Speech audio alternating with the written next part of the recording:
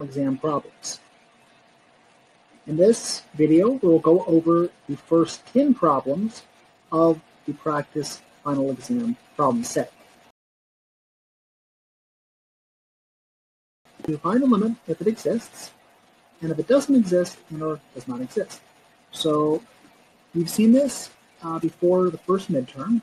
Limit as x goes to infinity of 5x minus 2 over 2x plus 1.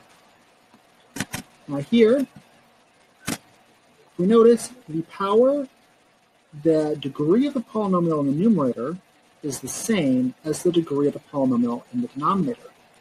That means this limit is just going to be the ratio of these two numbers, 5, the coefficient of x, and 2, the coefficient of x in the denominator. So what we get here is 5 over 2.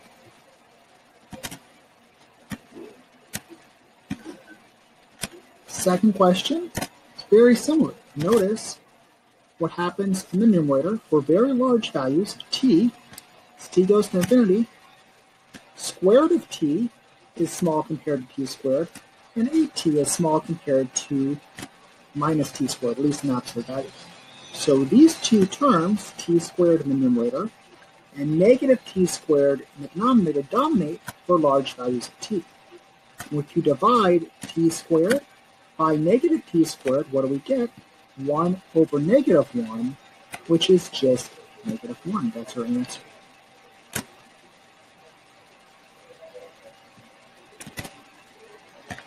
Problem number 2. Now, the explanation given here, that's a little more in depth. That says, okay, we divide the numerator by t squared and the denominator by t squared. And then we use laws of exponents. T squared over t squared is t to the 2 minus 2, which is t to the 0, which is 1. Minus t squared over t squared is also minus 1. And 8t over t squared is just 8t. Square root of t over t squared, that's the same as t to the 1/2 divided by t to the t squared, which is the same as t to the negative 3/2, or 1 over t to the 3/2 power. Now, when t goes to infinity, remember there was a rule that said that if you take t to the n, t to the r, and it's placed 1 over t to the r, the limit of this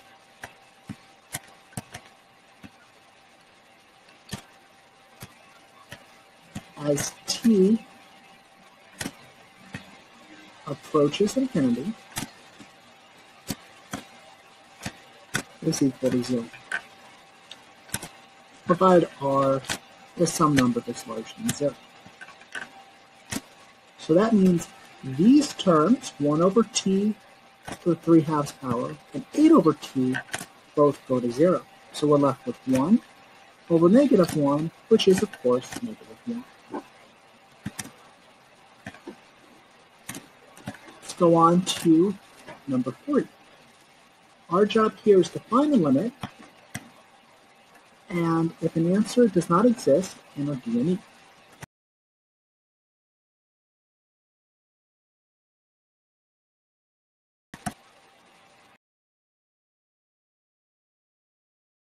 Get sort of intuitive graph going on. As x goes to positive infinity,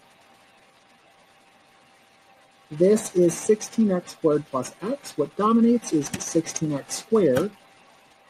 Here, 4x dominates. So square root of 16x squared is 4x for large values of x. And so this is looking something like infinity minus infinity. That's undetermined. We can't really determine that form. It's an indeterminate form. But what we can do is rewrite this expression. And how do we rewrite this expression? We can rewrite the expression by multiplying both the numerator and the denominator by the conjugate. Square root of 16x squared plus x plus 4x all over square root of 16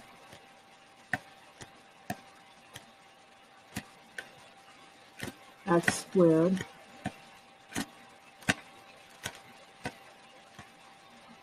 plus x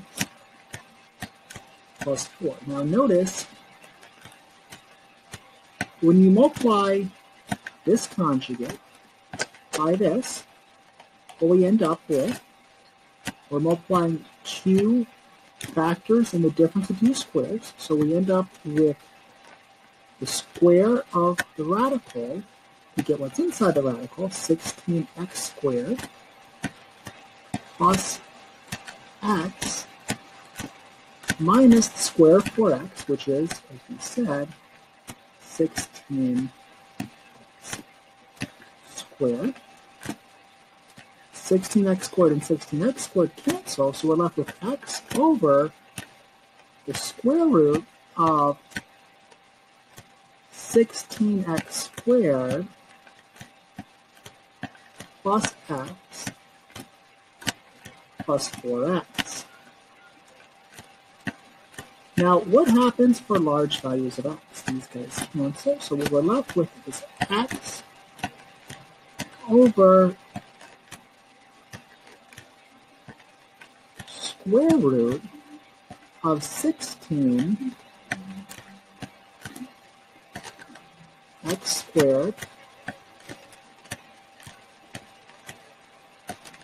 plus x plus 4x. For large values of x, square root of x is small compared to 16x, square root of 16x squared. So if we just concentrate on the higher powers, what we have in the denominator is x. X is in the numerator. And what's in the denominator is, for large values of x, square root of 16 x squared plus 4x. Square root of 16x squared, of course, provided x is positive, is just 4x. So we're left with x divided by 4x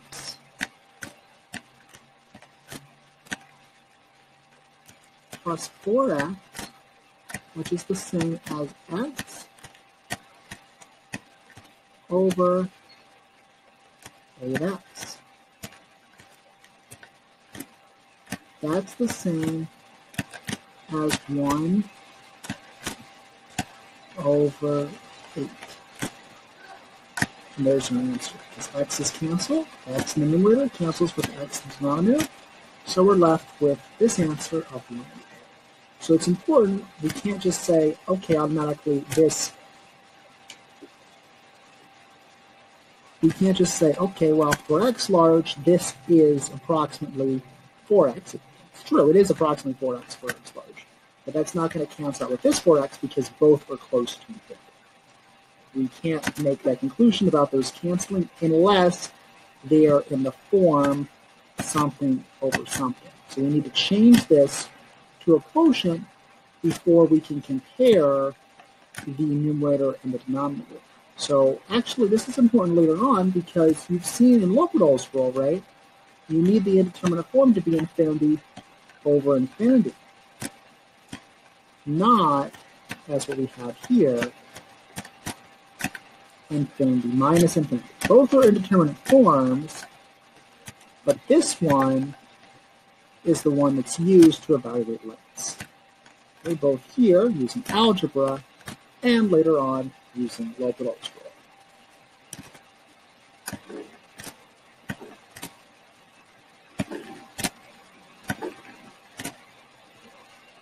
Okay, so those are the first three problems.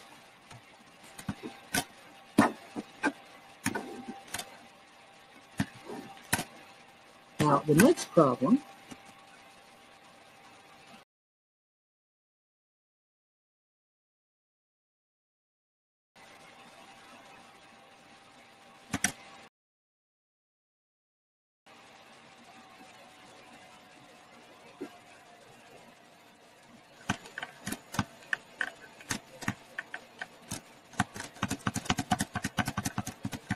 is to evaluate this infinite limit.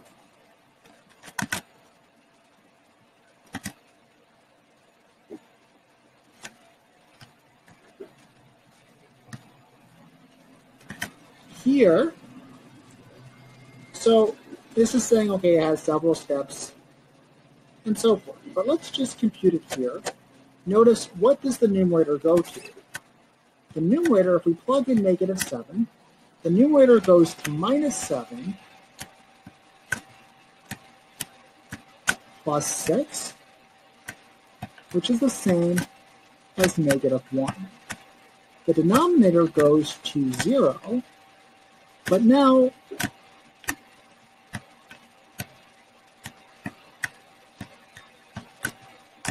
so we can see, okay, we have something in the numerator going to -1, something in the denominator that goes to 0. But notice we're approaching 7 from the left. That means this is not -7. So what's in the denominator, x is always going to be less than -7. If x is less than -7, that means that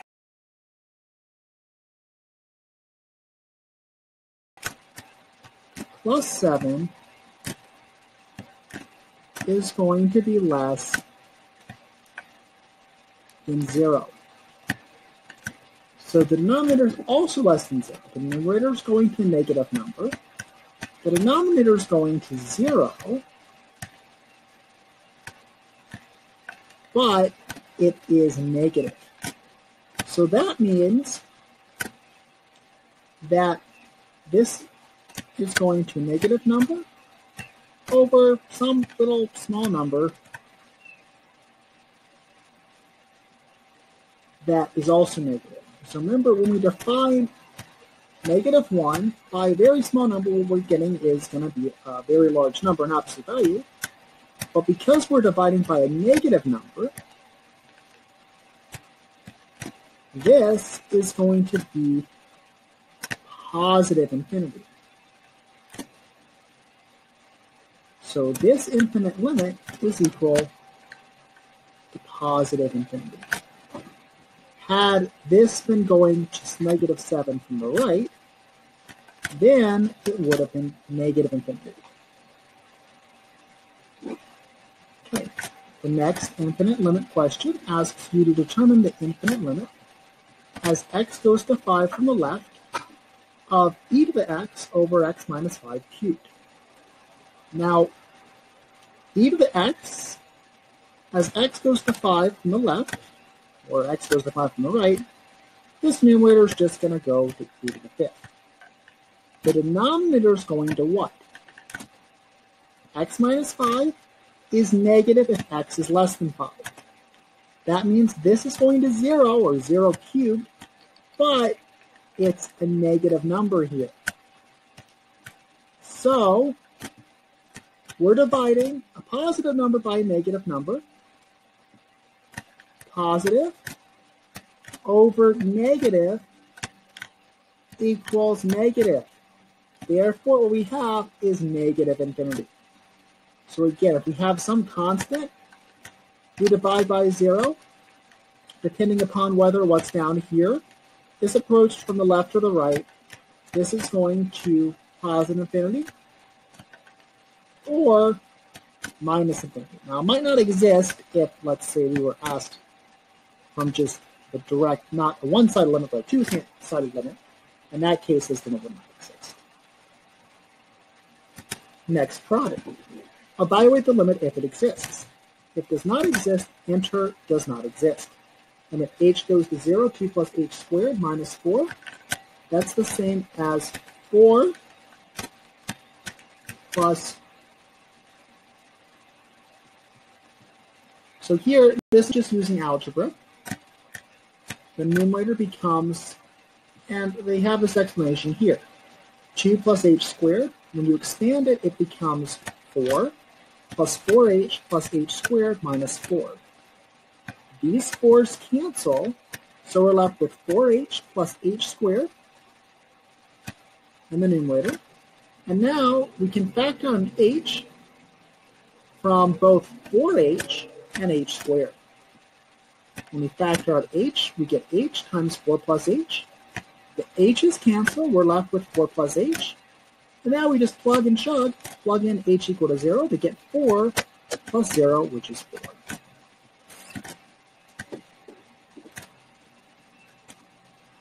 Okay.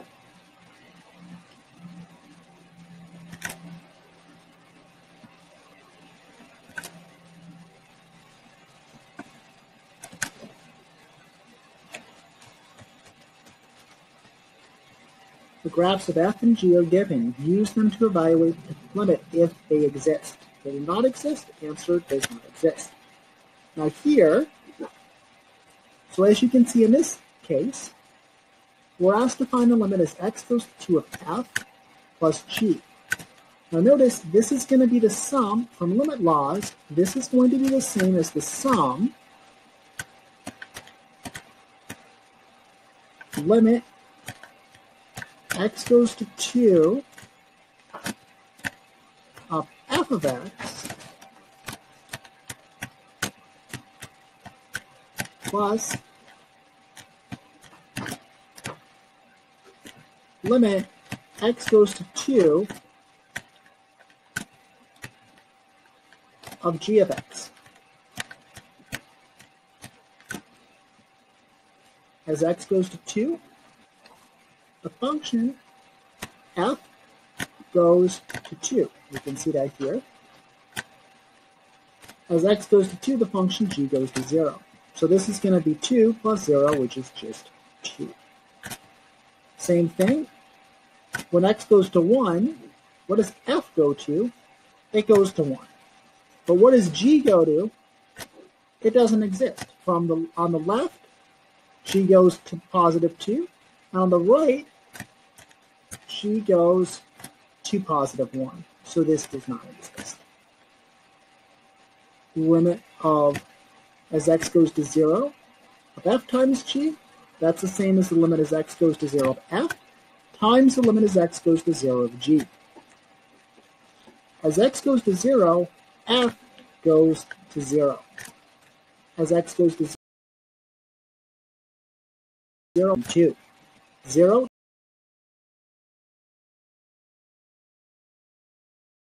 times is 0. Negative 1 of f over g. Well, as x goes to negative 1, f goes to negative 1. You can see that here. As x goes to negative 1, g goes to negative 1. That means its quotient becomes negative 1 over 0, which does not exist. Here, we're asked to find the limit as x goes to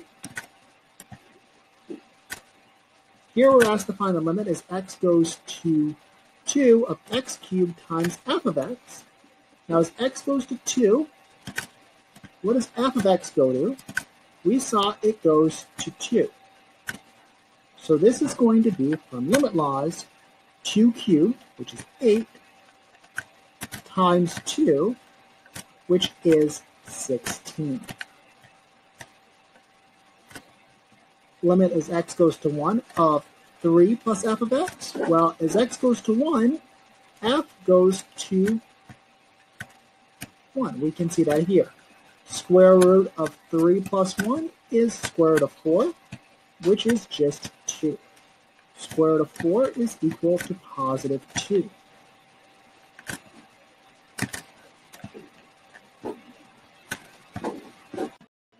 Hi, welcome to the continued review of our practice final exam problems.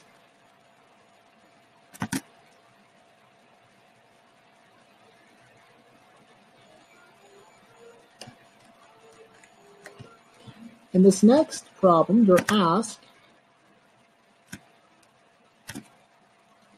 to consider the following function, e to the x for x less than 1, and x squared for x larger than or equal to 1. you're asked to determine whether or not this function is continuous at x equal to a. A here is 1. Now, to do this, we first evaluate the limit as x goes to 1 from the left of the function. Here, x is less than 1. So, to evaluate this limit, we plug in 1 to this formula, e to the x. We get e to the 1, which is just 1.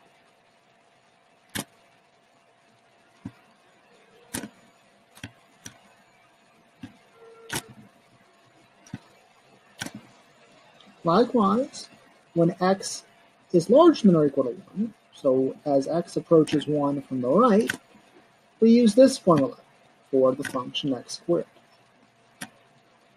When we plug in 1 to x squared, we of course get 1 squared, which is equal to 1. Now,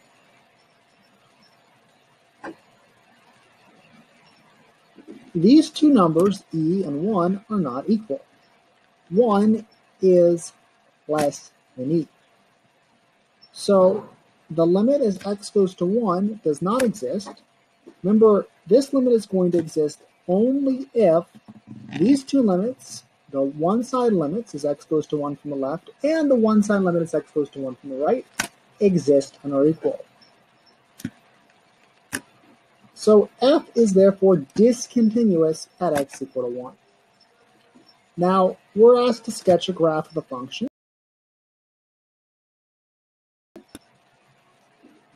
And choose from these 4 answer choices. We can actually draw the function here.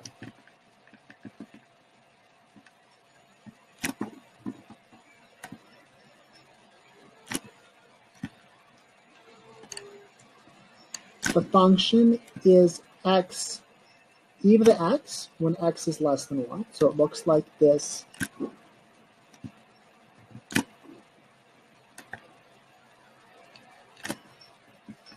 Exponentially increasing function until we hit 1. It hits e. And then when x is equal to 1, it becomes x squared.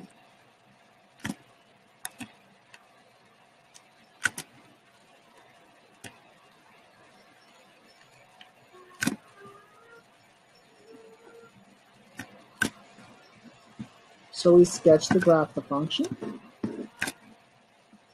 This function is not right because, first of all, the discontinuity does not occur at 0, it occurs at 1.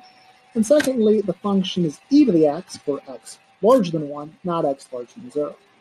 The second graph is incorrect because although the discontinuity does occur at x equal to 1, the function is y equal to x squared for x larger than 1, not x less than 1, and is y equal to e to the x for x less than 1.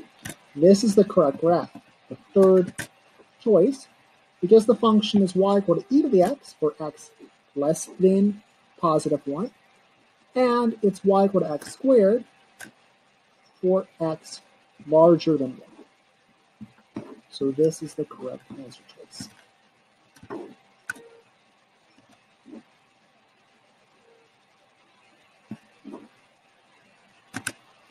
Now there's another part of this problem, and this asks you to determine the left-hand limit of f at a equal to 1.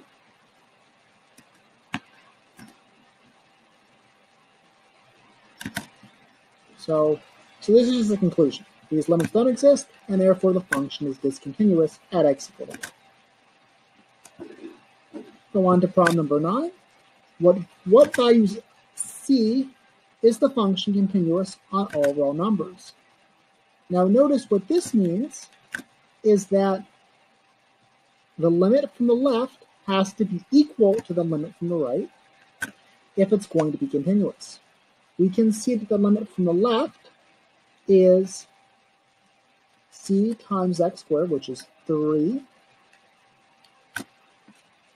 times x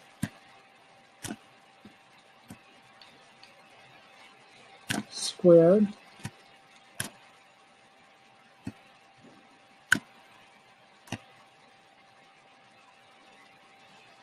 plus 2 times x, which is equal to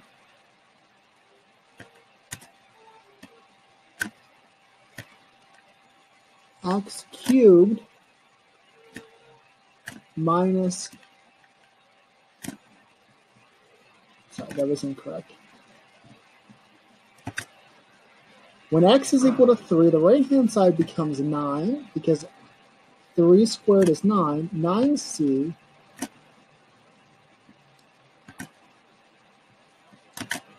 the right-hand side becomes 9 times c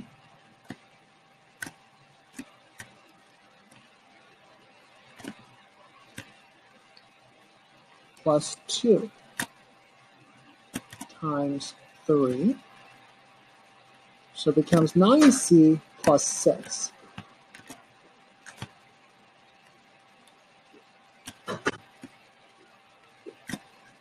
Nine c plus 6 has to be equal to 27. 3 cubed is 27. 27 minus 3c. That's only going to happen if 12c is equal to 27 minus 6, which is 21. So c has to be equal to 21 over 12, which is equal to 7 over 4.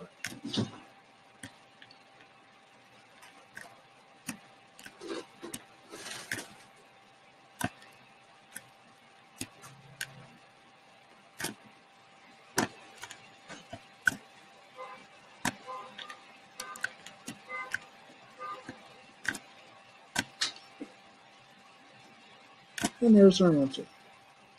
So dividing 21 by 3 gives us 7. Dividing 12 by 3 gives us 4.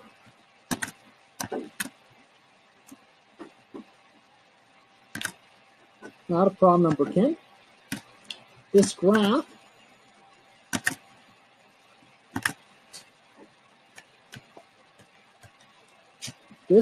shows us the average body weight of a function as a function of time for tadpoles that are raised in a density of 77 tadpoles per liter. So here, what does the derivative mean? It means the rate of change of the average body weight with respect to time for tadpoles raised in a density. So remember, derivative always means rate of change of output with respect to input. So here, output is what? Average body weight, which is W. Input is time. And here, we want to sketch the graph for W prime. Now notice, before we choose one of these answer choices, let's sketch it up here. Well, the graph is going to look something as follows. Between 0 and 4, the function W is increasing and concave up. That means W prime is going to be positive and increasing. When it hits 4, so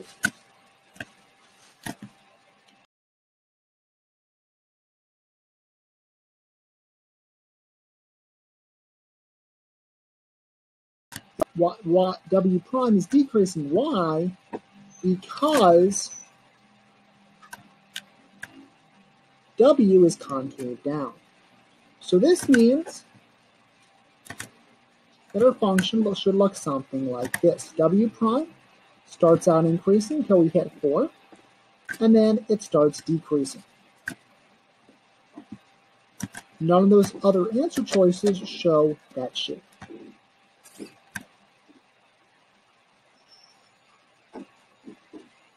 So here's an explanation it gives you. Definition of why W prime is the rate of change of output with respect to input. The slopes of the tangent line on the graph of y is equal to w start out small and keep increasing, reaching a maximum at t equal to 4. That's where the function, original function, changes from being concave up to being concave down. X equal to 4 is where the function changes from being concave up to concave down. And that's where, as we can see, w prime reaches its maximum at t equal to 4. Slope decreases until it reaches 0 at t equal to about 6.5. That's where, if you see an original graph, the original graph of w has a local max. And the function obtains its maximum at that point. The curve decreases, making a negative slope for t larger than 6.5. Okay, so that's it for the first 10 problems. I will be talking about the next 10 problems in the next lecture video.